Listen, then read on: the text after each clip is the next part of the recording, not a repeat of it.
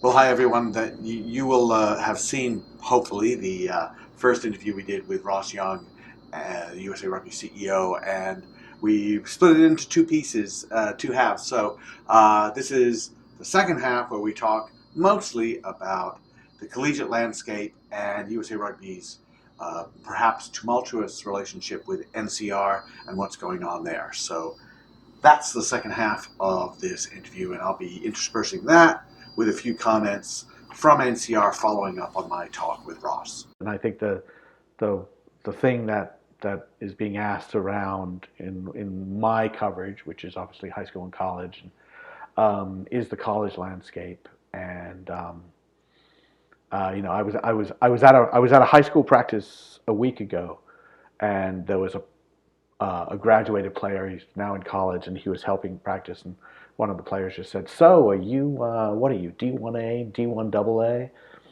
And the college player, looked at me and said, "Well, ask him because I have no idea." Um, and Yeah, that might have been the same case even 5, 6 years correct, ago. correct. And I do have to also add another story. Somebody fairly prominent in this whole debate said, and I didn't challenge him on this at the time, but I just nodded and smiled. But I said, a few years ago we had it all organized and it was all secure. There was D1A, there was Varsity Cup. I was like, wait a second. Varsity Cup was the same problem, right? We'd split it up. Uh, what's going on with NCR and USA Rugby?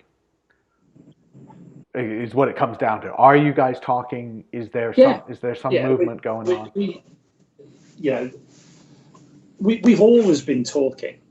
Yeah. I think that's maybe not as much because we've all been dealing with our own battles during this last year and a half. But you got to go back to the start, and I think this is the same thing we talked about when we spoke last time, Alex. Is having gone through, the review process, the structure, if you like, federalization or decentralization of authority within the different parts of the regional game, with Congress, devolving, if you like, into the councils for, club, college, and high school. That was all, that all made sense and was all deemed to be, the desire of those constituents at the time to be more, self-managing more their areas around competition eligibility, in particular with, the oversight and structure and compliance and all those issues, and training and education and certification sitting with the union being the main objective in those areas. And theoretically, I still think it's the right way to go. With everything that's happened, we haven't really had an opportunity to get into the swing of momentum of normality in setting those up. The collegiate area is massively complex, as we know. NSCRO as it was and NCR now have, always run good competitions, meaningful competitions for a lot of those initially smaller colleges, and they've looked to expand that with the competition, with the competitions they're running. They've chosen to do that a little bit more on their own than everyone would have preferred. So yes, they are talking, and Jeremy Treese, the CEO of NCR, did tell me that it's important that they continue to talk and have a productive relationship with the national governing body. That's the specific terms that he used, which I think is important. What's also important is during the time between the late October meeting between NCR and USA Rugby that we talk about a little bit later, Ross Young talks about it as well, and now USA Rugby has sanctioned NCR's Collegiate Sevens Championship, their CRC, May Madness, whatever you want to call it. They've sanctioned that, and this is what Jeremy Treese told me about that. Is that this will make it easier for referees and non-NCR teams to participate in the tournament. It was necessary for us, NCR, to make the sanctioning investment on behalf of our members to expand the referee pool at the CRC. So that's a step there where whether it's leverage, if you want to call it that, but certainly there's a step there that NCR took to say, hey, look, we are prepared to play ball on this event because it's a massive event, but it also opens the CRC up, as they said, to non-NCR members to go in and play, and just makes it a little bit easier. And the College Council, with the restrictions that they've had, there's obviously a number of those that are either, with NIRA, who have a governance obligation through to the NCAA as part of the varsity programs. There are other programs, that the Central Washingtons of this world that still have varsity status, but not, don't, one of those hybrid type of environments that you know more about than I do. So it is a complex area. We sat down, which I think everyone's aware of, around the weekend of the All Blacks game in DC with the NCR leadership, with representatives from the College Council, our board and national office, and sort of ran a facilitated stroke mediation section that Bill Goran from the MLR did a great job, was kind enough just to sit down there and let's just look at things in isolation. And so they did meet around the weekend of the USA New Zealand game in late October. And out of that meeting, it was a mediated meeting, as Ross Young said, came a deadline that USA Rugby was supposed to meet with a proposal on how they would work together. They've missed that deadline. NCR, in talking about that, really aren't too bent out of shape about it, because it wasn't, they don't feel like they've been ghosted or ignored. It's really more a case of just taking longer than expected for USA Rugby to do that. If you want to be critical of USA Rugby, you can sort of say something like, what's new? They took longer than expected. They didn't quite fulfill the deadline. But in this case, it does not appear, at least on the surface, through the diplomatic statements from both sides, that that's a problem. We've gone through the process whereby Bill's documented what was discussed, and I think from our side and the College Council side is that, we have never changed from that opinion that if you are going to avail yourself of the certification, even World Rugby's obligations to us as an NGB is that we have oversight of the game within our geographical area that includes implementation of the laws, policies, procedures of World Rugby. And the same thing with the USOPC and some of their safe sport issues and governance issues. They, with everything, the horrific things that happen in gymnastics, the USOPC have so many more obligations on us, and it's an issue that I, along with a number of other NGBs, part of the NGB Council of the USOPC, the corporate governance, the governance criteria, not just safe sport, but in a number of areas, on the back of the reviews that they've done after the federal, if you like, investigation into what happened with gymnastics, puts a huge time and effort, onus on us to ensure that oversight. So, and you have to be one of our members for us to have that oversight, to be able to adhere to that. So the crux of it, Alex, is we want everyone to play in the same sandpit, but we have an obligation to have that degree of oversight of, because of the rules and regulations and obligations of those entities. So it's finding, from my perspective, is... So there's a whole thing about sanctioning and being the national governing body and answering to the world governing body. And is NCR pulling themselves out of that chain of command? The NCAA is out of that chain of command, but it doesn't matter because it's the NCAA, which is a big deal. Is NCR in a position where if there is, God forbid, a big injury or something, or a lawsuit, you may remember back, must have been about 20 years or so now, a tragedy at a tournament where there was thunder and lightning and a bunch of people took refuge under a tree. The tree was struck by lightning. This was a rugby tournament. And, that went very badly. And there was a lawsuit. So Can that happen? Are they worried about that? NCR talking about that basically said that they're on top of safe sport. They're on top of the training and certification that's available to NCR members.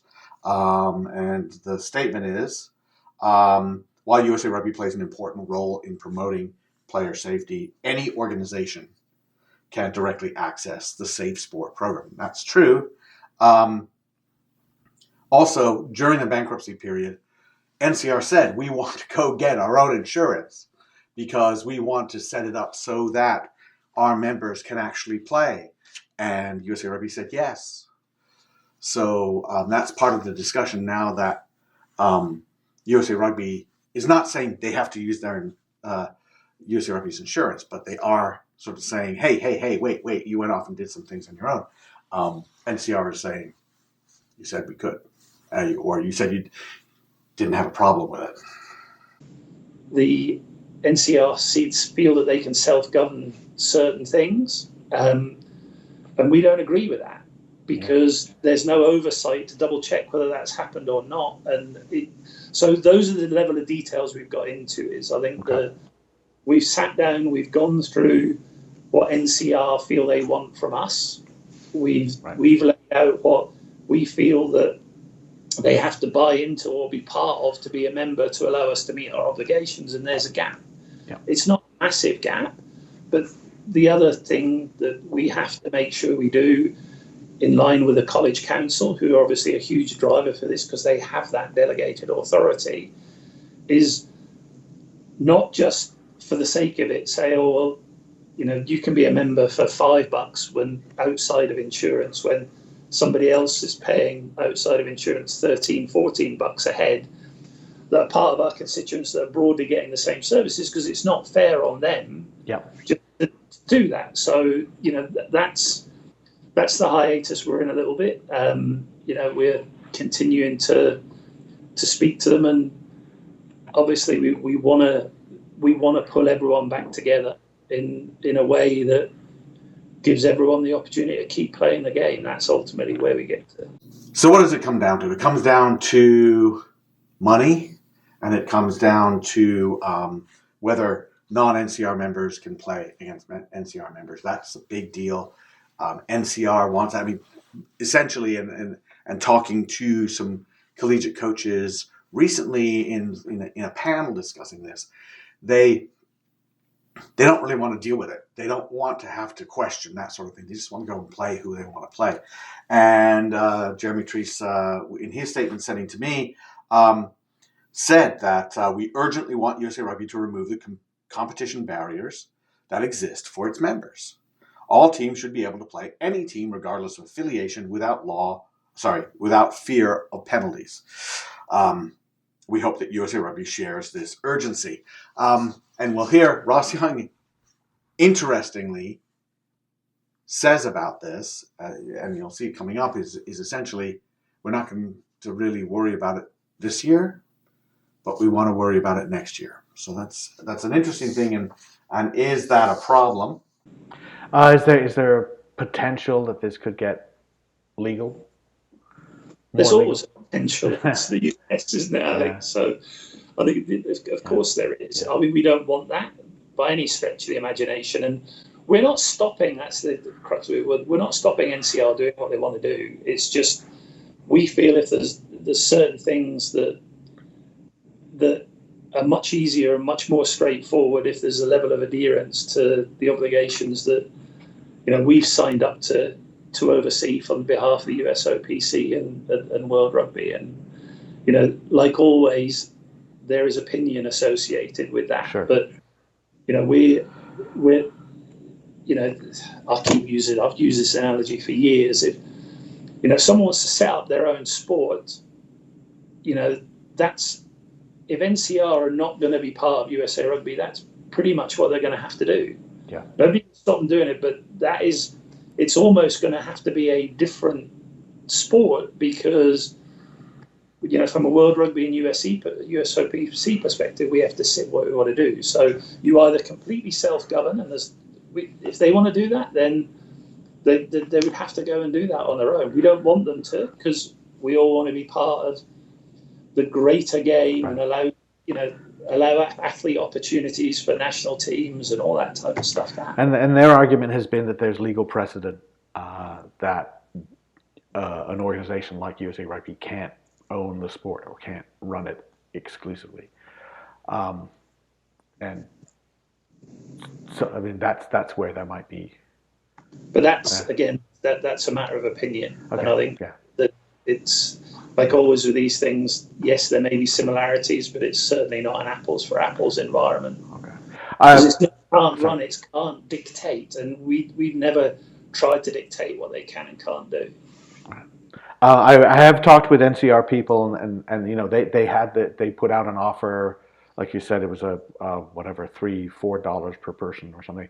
It was a small amount of money to USA Rugby, and so I said to them, okay, so you've now stepped over the line and said you agree that there's a certain amount of money is appropriate to be an affiliate member or under the USA Rugby umbrella.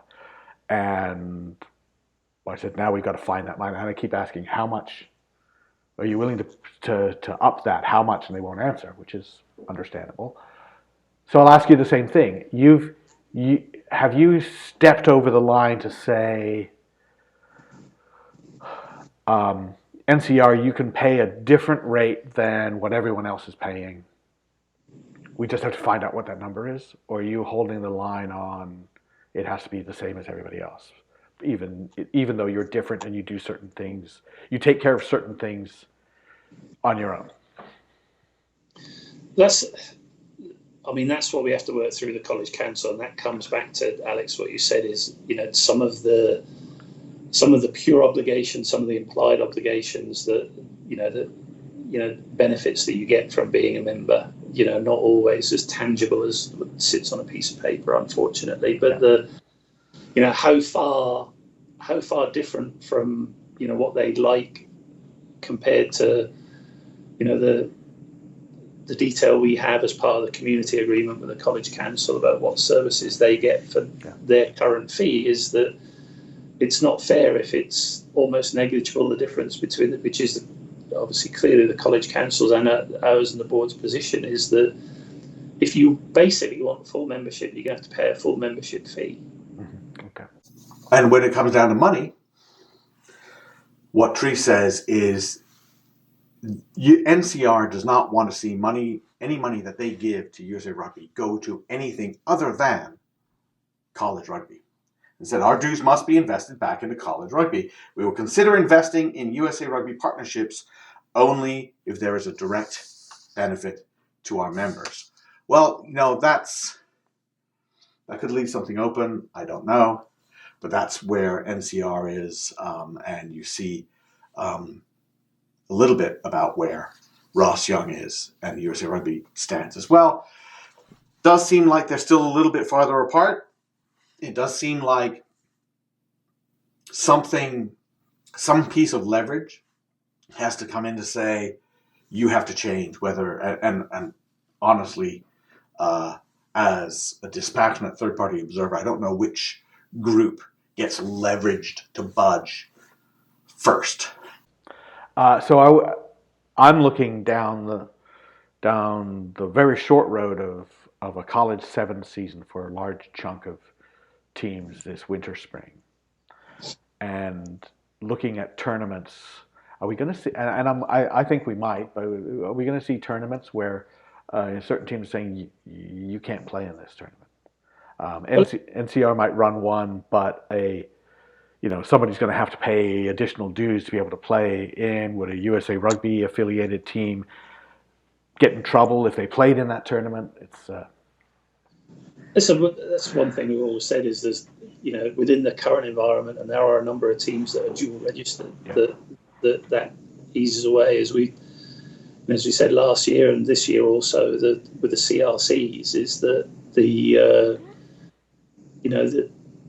there is that sanction, because everyone in there has to be dual member, or from our perspective, for it to be sanctioned and appear on that. So it's again, and there are a number of events that happen that throughout the year that our sanction events with crossovers. I think individual eligibility and tournament structure is really reliant on the tournament organizer, and I think that's from our side, that's what those councils are set up to do. It's one of their major objectives, be it club, college, or youth, a little bit different, but just ensuring there's consistency, continuity. But that if you are running tournaments under the banner of those organisations that ultimately are a USA Rugby sanctioned or supported event, but the eligibility to play in that is up to you.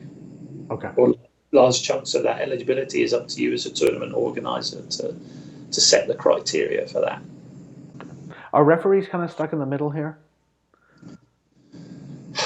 I mean, it's probably. Yes, of course they are, because it's their certification comes through World Rugby and us, and as we said, it's there are if you look at the laws of the game and broadly the laws of the game, you have to be part of a sanctioned entity for those rules and laws to be applied. So, what are you refereeing under? You're refereeing under World Rugby's laws of the game. Otherwise, you're creating different games of yours. And if you're not compliant with criteria that World Rugby dictate that game to be played under, then, and that's the type of issue that we want to make sure that doesn't happen. And I think certainly one of the areas, if we're all joined up, makes life a lot easier, because you're all playing very clearly under one set of rules. But you can have insurances, of course you can have insurances, the various different elements, but the mitigation, if you like, of what you're doing are the laws or rules you're playing under. And some horrendous head injury, whatever it is that happens, that the ref didn't do that right. Well, what rules are you playing under? Well, World Rugby, obviously part of your indemnity and the insurance, the general liability insurance that we get, forget the accident stuff, ties us to World Rugby's rules and regulations. So we have a number of mitigating factors that World Rugby will come and support us as an NGB if we've done everything we've right to mitigate those risks and we've applied the rules and the process and the procedures. If it's a non-sanctioned game and it's not there, then it's up to the referee's interpretation of whatever rule. You're not going to get World Rugby support and you're not going to get USA Rugby support if something horrendous goes wrong, based on various things that happen around the world and lessons that have been learned and process and procedures that are there. That's just the nature of the beast. The challenging of that legally, yes, if there's insurance, yes, there's indemnification, yes, there's liability, but how far does that go? Because for me, insurances are always looking for what happened to mitigate that was done in the right way before a payout. And, we have those layers of structures that are there to be supported because, those are the things that World Rugby tell us we have to do for us to be a bona fide NGB. Does NIRA fit in that differently because they're an NCAA group? Well, NIRA's NCAA's governance does, but they're still a member under an agreement. But there are a number of obligations by being NCAA, because they have the number of financial commitments they have to play to be part of the NCAA program as well, that gives them a degree of oversight in other areas of governance that they do. So there is another body above the NIRA, as well as USA Rugby. So a number of things they play are under NCAA rules and regulations and obligations and governance, which they pay for, as well as what they pay USA Rugby for by being affiliated and associated with us. So hypothetically, we're talking, a judge or a lawyer or an insurance company would look at this and they see the oversight of NCR as not carrying as much weight as the oversight of NCAA. Again, we're making legal assumptions. Hypothetically, But it's I think that there's no arguing, and I don't think for anybody's that it's much cleaner for everyone to come under one umbrella, so that those elements in place. As you say, ultimately what it comes down to is a cost for services, and we have to be consistent as we can be, because that, ultimately we're owned by our membership. That's what we are. We're a membership-led organization. But this is where it is. There doesn't seem to be a lot of animosity, at least publicly. I asked Ross Young about legal avenues. Could it get legal? He's like, I guess it could.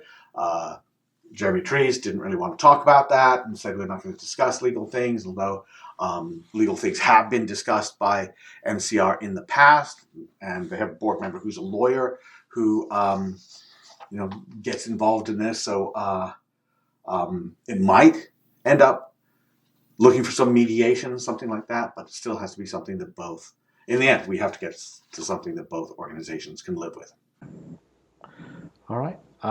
So is there anything coming to a head, or do we have any deadlines with this that, even if it's just you'd like to see something by July 1st?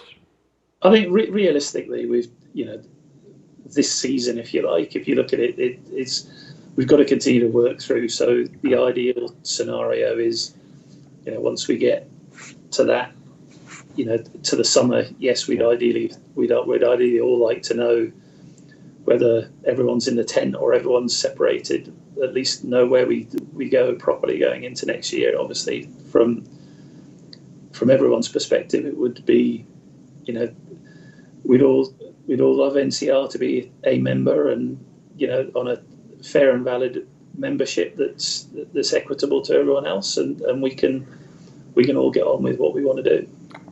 All right, Ross Young. There's a lot of stuff going on. I appreciate you taking the time to talk about the national team, talk about the national governing body. We talked about the college issues. I'm probably 2 days from now, I'll have 40 more questions for you. So maybe we'll be talking again. And